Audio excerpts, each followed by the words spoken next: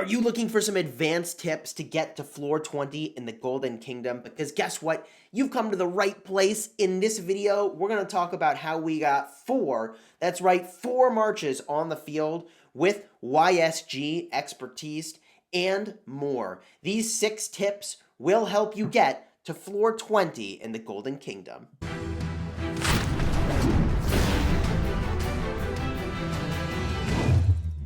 Hello, my friends, and welcome back. Today, we're going to help you slay in this event, which has to be one of my favorite events to play. The Golden Kingdom is a freaking sweet one.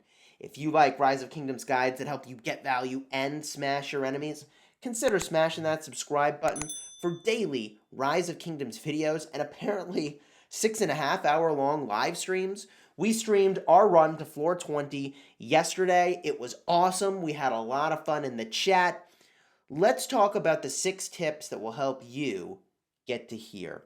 Now, tip number 1, and this one is an important one, is that when you get a recruitment camp, which is a crucial structure that lets you get another march to bring to the field, if you pick a commander that you have not unlocked, it is going to be a 1-0-0-0 commander. Now you might be thinking like, oh, but Esong isn't available for my kingdom. Surely they'll give me a random assignment of skills. No, wrong.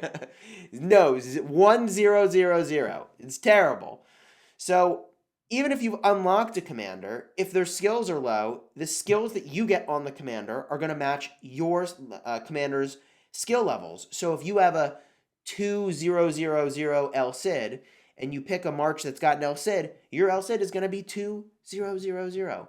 So pick carefully when you get to one of these reinforcement camps, and keep in mind that if you haven't unlocked the commander yet, you're going to get kind of wrecked on those skill assignments. Tip number 2 is that healing is insanely important in this game mode, and there's one blessing. There's this like false rumor about some of these blessings, I think. First of all, this item over here, Legendary Fervent Tactics, heals your front row 1% for every 30 seconds, is insanely good.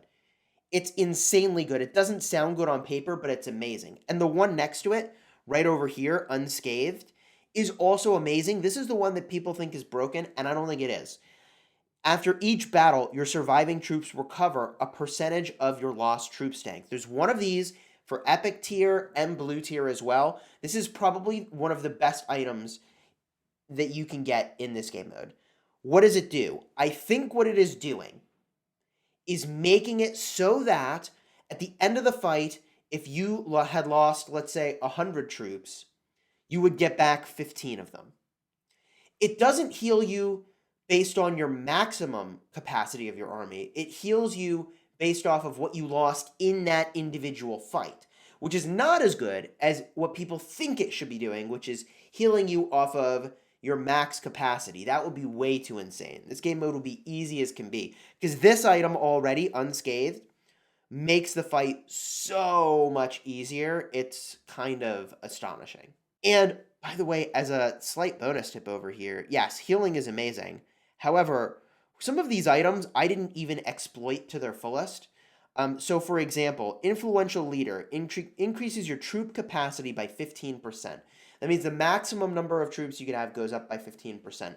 This is a healing item in disguise, because when you get to a healing camp or you get more healing items later, you'll be able to get to a higher max capacity, and some of that will be basically free to you, where you're healing a march that you would have taken up by 30% when you get to a healing hut, and now it goes up by 45% because you had that extra 15% capacity on the top. The Influential Leader and equivalent items are very, very good. And some of these items, okay, so this is a, bonus tip, right? But Anchor. Upon entering battle, all enemy troops lose 10% of their troop strength. Well, you know what you could do is you could suicide a couple marches. You send one march that it's almost dead anyways. And I think if you did this multiple times, I haven't tested this, but like you might take 10% off of them every single time you enter battle, which is nuts. Totally nuts. Let's get to tip number 3. Tip number 3 is that tanking in this game mode is insanely important. Having one march that takes most of the damage and is extremely tanky, sits in the front row, is critical. Let me show you exactly what that looks like We're going to restart this. We'll hit confirm. And as we do that, now we set our marches. When I set these marches, the first thing I'm going to do is set my tank. In this case, it's going to be Ethelfled and Scipio. It's the best that I've got. It's honestly, that's Belisarius. It's the best that I've got. I wish I could do better, but I just don't have any better on this account. There's the Scipio.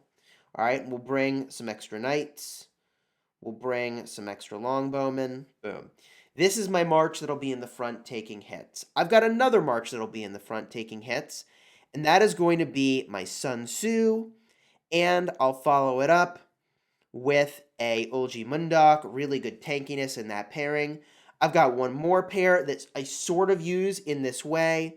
That is going to be a Joan of Arc, and depending on the skill levels on a commander like Charles Martel, that might be a fine pairing. You could bring full infantry if you wanted, something like that. Tanking is going to be absolutely critical. Now from here, I've got a couple damage marches I'm going to bring, but I'll show you in a second exactly how I want to be tanking damage to sort of control the flow of that damage and minimize the extent to which my other troops are even getting hit. So there's a archer march, and we'll do a cavalry march in the back here. Boom. Okay. So now that we've got these marches lined up, let me show you exactly what I mean by having a march tank. We're going to go and start to explore this floor, and maybe we'll... Okay, there's a guy to fight. So we're going to fight this guy, and I guess we'll claim this first. Why not? We'll claim this. We go fight this guy. Let me show you what I mean. I'm going to position the Ethelfled down below so that it is taking damage from 3 marches. So all 3 of these marches over here are going to be hitting the Ethelfled. That way I'm tanking with this, and I'm going to put the Isong, who does AoE damage, here as well to hit these guys. But then the majority of the DPS and tanking and other units are all up top. We're going to kill these marches really fast, and then the Ethelfled does the majority of the tanking. Now, the Ethelfled can hit up to 5 targets, which is really good. So in this way, we're doing some really solid tanking. We are making sure that the focus of the damage goes to the march that is designed to take it. This will really transform how your canyon goes. Let's get to tip number 4, which is the order in which you unlock fog. And this is critically important to your success.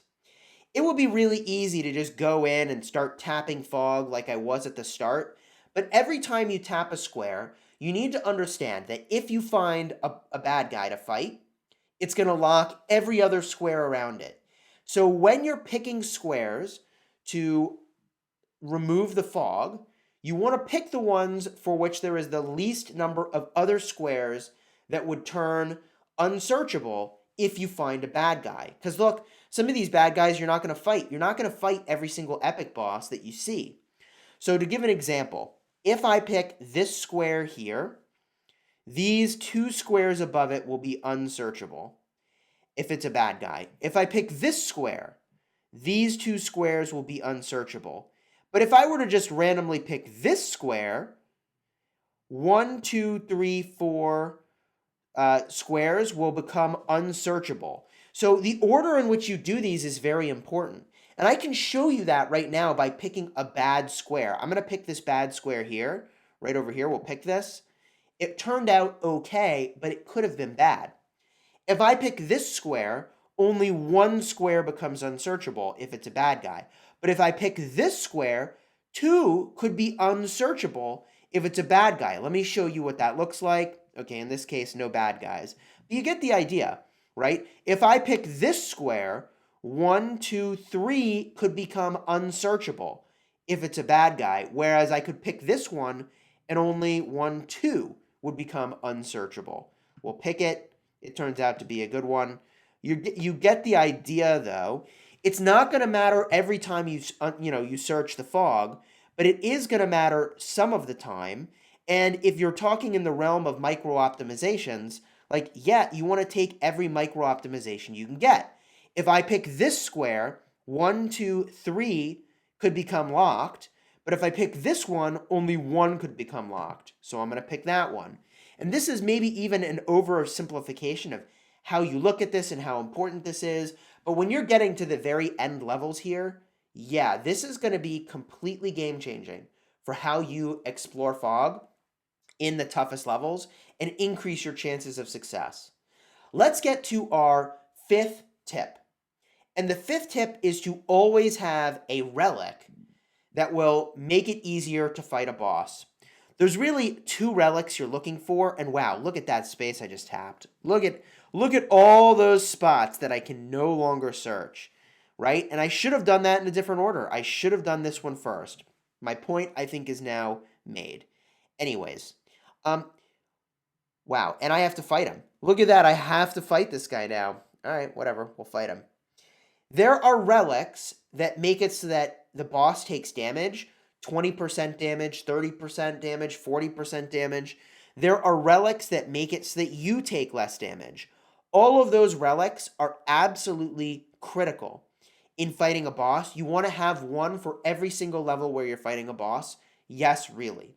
So save those relics that do damage or give you reduced damage taken from fights for those boss fights and try to use it on every single one of those boss encounters. That is very critical for your long-term success. Here we're going to take a pick here. I guess attack of infantry is a good one. We'll go with that. Tip number 6 is that, look, you can be smart about unlocking the fog and minimizing the number of squares that will be impacted if you find a bad guy, but if you get one of the items that shows you where the epic enemies are on a floor, it is absolutely phenomenal. That relic is incredibly good because you can see I hit this square with the epic boss and I was stuck. I literally had to fight him, and that could be make or break for your run on later floors. So I would strongly recommend that if you see one of those items show up, I would prioritize for your relics the items that deal with bosses to reduce the damage you take, healing items, and then, yeah, I really think picking up those items that show you where the epic bosses are is critically important for getting through a good run. I finished a run yesterday on my restart, which is this account here, only because we had some of those items. They were so good. And on the topic of restarting, one thing that you can do as you're playing this event is you can go and you can hit this reset button in the upper right. Now, because I'm only on the first floor, it's going to reset me back to the start. And when I was on the 20th floor, it was going to reset me all the way back to the start. But every 4 floors of the event is actually a checkpoint. It's actually a checkpoint. And if you go to this refresh button in the upper right, you have the option to go to your previous checkpoint. So what I did in my live stream yesterday is I got to floor 19 and I lost. So I hit the restart button and there was a separate button that showed up over here that let me go to my previous checkpoint. I went back to floor 16. I did it again and I got to 20 and 1. So I mentioned that because if you fail, do not despair. You can go back to your previous checkpoint if you were doing okay and give it another try, and the floors will be re-randomized so you can have another shot. Hopefully you found this video helpful in making your way to the top floor in Golden Kingdom. I found this event to be incredibly fun. I think with these advanced tips, you can definitely make it all the way up to the top. Check out the live streams for when we did this if you want to see us doing this in real time. And I'll put a car up in the top for the very first time we did this event, because that was a lot of fun too. You should go watch that if you're looking for more tips. Let me know what you think of the Golden Kingdom down below. And until next time, my friends, you have fun smashing the kingdom.